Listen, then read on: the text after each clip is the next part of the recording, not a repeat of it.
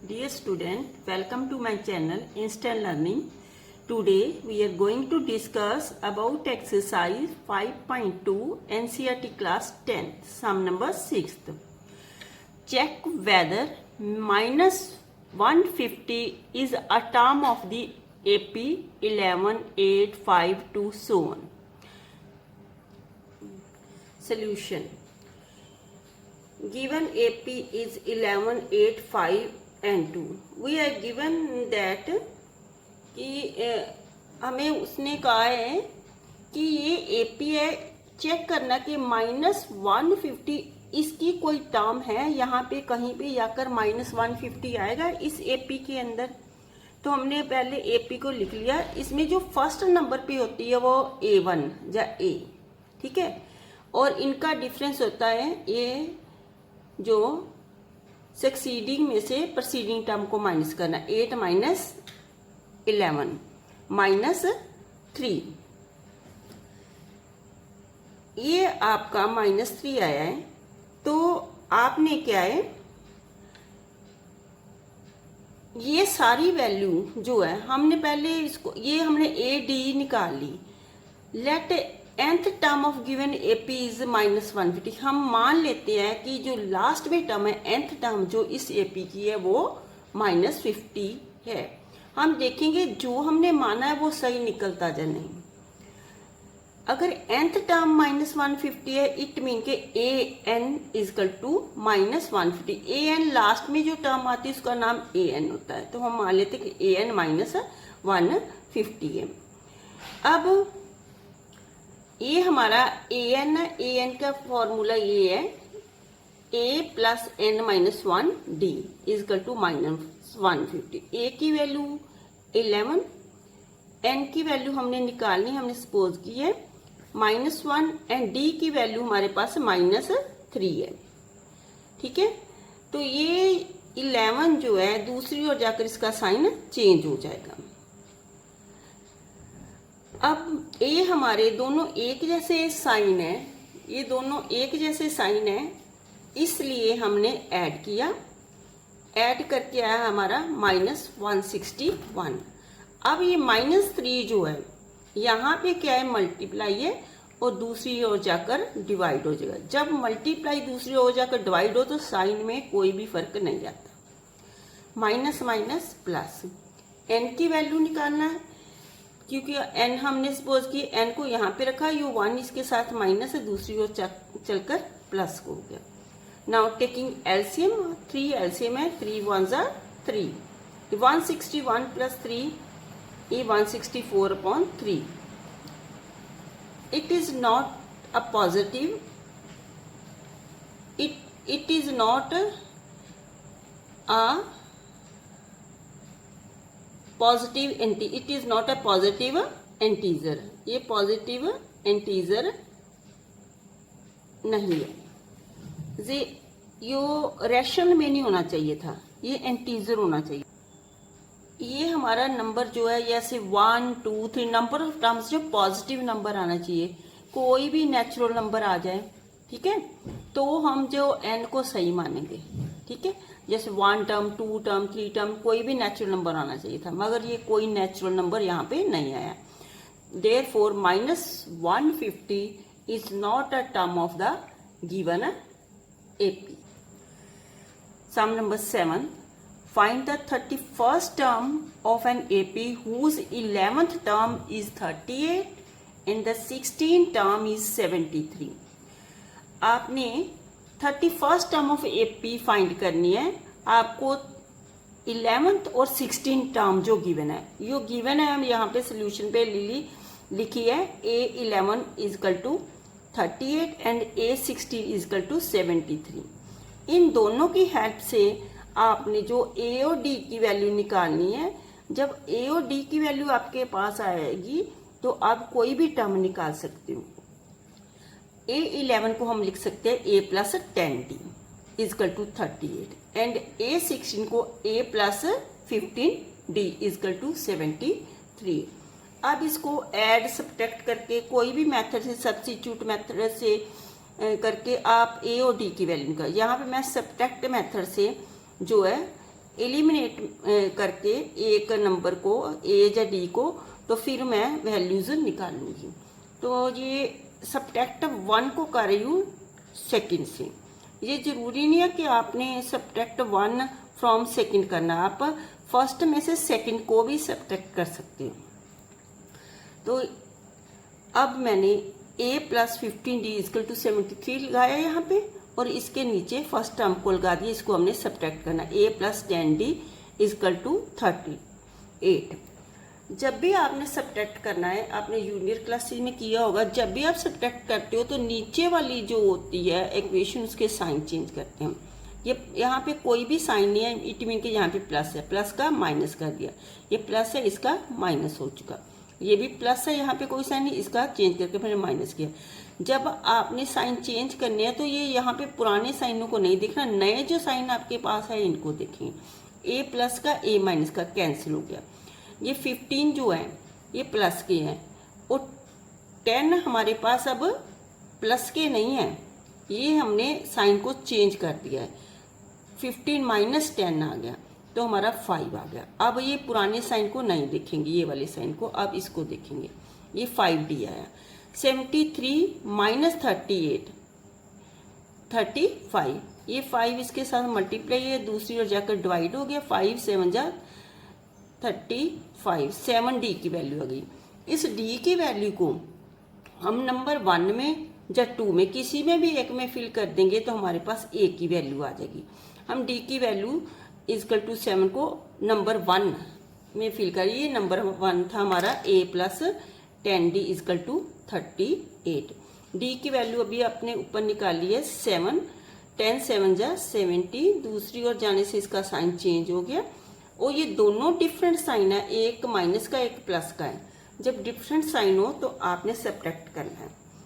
70 में से 38 को सब्ट्रैक्ट करने पे 32 है। यहाँ पे माइनस का नंबर जो मोर है, इसलिए यहाँ पे माइनस का साइन लगाएंगे। तो ये A31 हमने निकालना है। क्वेश्चन में हमारा था A31 फाइंड करना। A31 को हम लिख सकते हैं A प्लस 30d, ठीक है। इससे एक कम आपने लिखना था डिफरेंस। तो A की वैल्यू माइनस 32 और D की वैल्यू 7 फिल की। 7 3 जा 21, साथ में 0 लगा। ये दोनों डिफरेंट साइन है, डिफरेंट साइन हो तो आपने सब्ट्रैक्ट करना है। 210 में से 32 को माइनस किया 178। ये हमारी 31st टर्म हमारे पास आ चुकी। Now sum number 8th। An AP consist of 50 terms. 8 sum है ये। AP है जिसमें 50 टर्म्स है, मीन के नंबर ऑफ टर्म्स हमें गिवन है, जिसकी थर्ड टर्म जो 12 and the last term mean 50th term, last में 50th टर्म होगी वो 106 है। Find the 29th term. आपको मैंने पिछले सामने भी बताया कि कोई भी टर्म आपने फाइंड करनी है, आपके पास A और D होना चाहिए। तो जो हमें गिवन है उससे हम A और D को फाइंड करेंगे। लास्ट टर्म दी हमें 106। लास्ट टर्म मीन के A n, तो A n यहाँ पे n के प्लेस पे क्या आएगा 50, क्योंकि गिवन में 50 टर्म्स लिखा हुआ है। इट मीन के लास्ट टर्म A50 हमारी 106। A50 को हम लिख सकते A प्लस 49d 106। A3 को, ये A3 हमें दी हुई 12 और A3 को हम लिख सकते हैं A plus 2d equal to 12। अब फर्स्ट और सेकंड को सब्ट्रैक्ट करके आपने D की वैल्यू निकालनी है। D की वैल्यू आ जाएगी, फिर इसको 1 नंबर में फिल करके या 2 नंबर में फिल करके, किसी में एक में फिल करके आप A की वैल्यू निकाल सकते हो। ये हमारा आ गया जो फर्स्ट नंबर। ये सेकंड नंबर नीचे लगाया, इसके साइन सेकंड नंबर वाली जो इक्वेशन, इसके साइन चेंज किए। ये प्लस है, यहाँ पे माइनस, प्लस है माइनस, प्लस का माइनस, एक A प्लस का एक माइनस का कैंसिल हो गए। अब अपने 49 में से ये साइन नहीं देखना, ये माइनस का देखना। -2 करेंगे तो 47 बचेंगे, ठीक है। तो 106 में से 12 माइनस किए तो 94 बचे। D की वैल्यू निकालने के लिए ये मल्टीप्लाई 47 है, दूसरी ओर जाकर डिवाइड हो गया। 47 2 जा 94। D की वैल्यू को हम नंबर 1 में फिल करने जा रहे हैं। तो 1 में फिल किया, यहाँ पे आया 49 को 2 से मल्टीप्लाई 98, ये ए की वैल्यू निकालें, ए जो लेफ्ट और रखा और जो ये कांस्टेंट नंबर है राइट की ओर गया, इसका साइन चेंज हो गया। 106 minus 98 is equal to 8।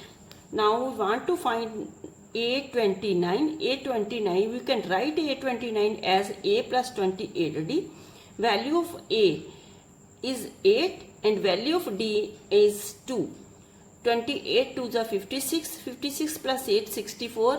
It is the value of a 29th. Now sum number 9th.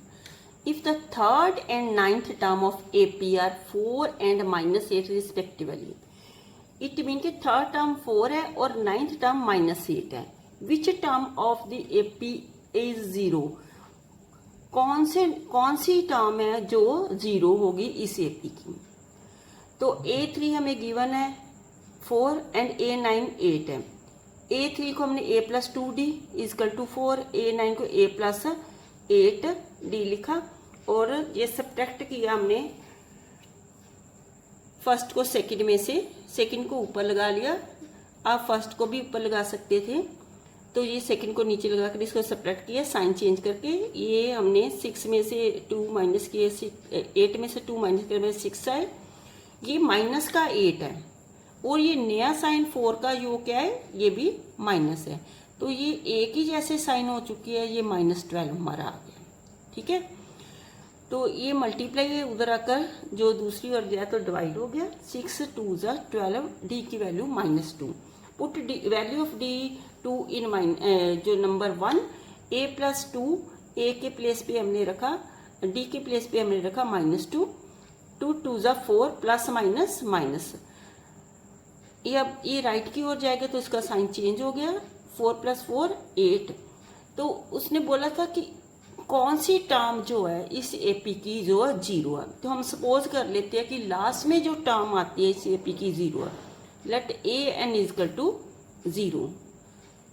an को लिख सकते हैं a plus n-1 d equal to 0। Value of a is 8 and d value is -2। अब open किया bracket को, -2n minus plus 2, 8 + 2 10। ये multiply है n के साथ, दूसरी ओर जाकर डिवाइड हो गया, n equal to 5। Therefore fifth term of AP is 0। n की वैल्यू 5 आई है, इट मीन के फिफ्थ नंबर हमने an इजकल टू 0 लिखा, मीन के a5 equal to 0। Fifth term of given AP is. Now sum number 10th।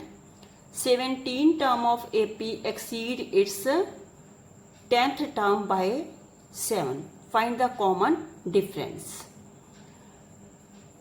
17 term जो है गिवन एपी की, 17 टर्म जो 10th टर्म से 7 मोर है, एक्सीड मीन ज्यादा। ये गिवन में है कि 17 टर्म 10th टर्म से 7 मोर है। तो 17 टर्म को आप लिख सकते हैं a + 16 d एंड 10 टर्म को a + 9 d। ये दूसरी ओर चलकर माइनस हो गए, ये 9d जो दूसरी ओर चला गया तो इसका साइन चेंज हो गया, -9 हो गया। a से a कैंसिल, एक प्लस और माइनस का है।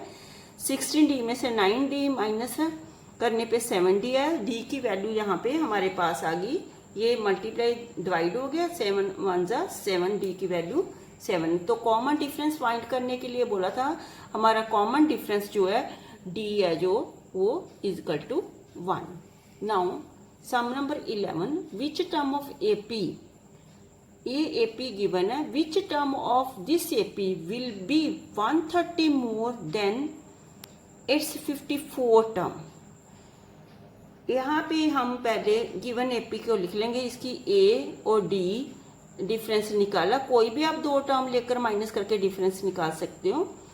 तो उसने टर्म पूछा, जो उसने पूछा हम उसको सपोज कर लेंगे। हम बोलेंगे कि let nth term of given AP is 130 more than its 54 term. Suppose किया है nth टर्म, हम इट मीन के यहाँ पे हम n की वैल्यू निकालेंगे। nth टर्म 54 टर्म से 132 मोर है। an की value a + n-1d, a 54 a + 53d + 132। दूसरी ओर जाकर इसका साइन चेंज हो गया, माइनस ए और प्लस ए कैंसिल हो गए, 53d प्लस है माइनस हो गया। अब d की वैल्यू जो आपने ऊपर लिखी हुई है, यहाँ पे 12 हमने 12 फिल की, यहाँ पे भी 12 फिल की। नाउ इन दोनों में जो है 12 12 कॉमन है, तो कॉमन निकालिए 12, n माइनस 1 माइनस 53 यहाँ पे बचा 132। ये n माइनस 53 माइनस 1 54, ये मल्टीप्लाई है, दूसरी ओर जाकर डिवाइड हो गए। n equal to 11 plus 54 equal to 65। ये हमारा n की वैल्यू आ गई। तो उसने यही पूछा है वीक टर्म, इट मीन के 65th टर्म जो है गिवन एपी की जो है वो 130 more then it is 54th term. Therefore 65th term will be 132 more than its 54 term. It is our answer. Thank you.